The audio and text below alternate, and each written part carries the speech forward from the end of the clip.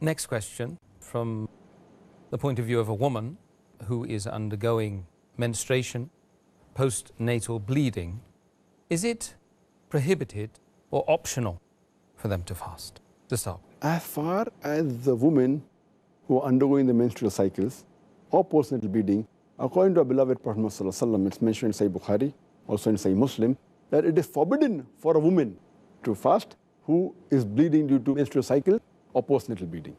So it is not optional, it is forbidden.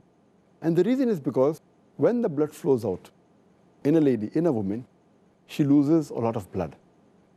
And on top of that, if she fasts, it will not be good for her health.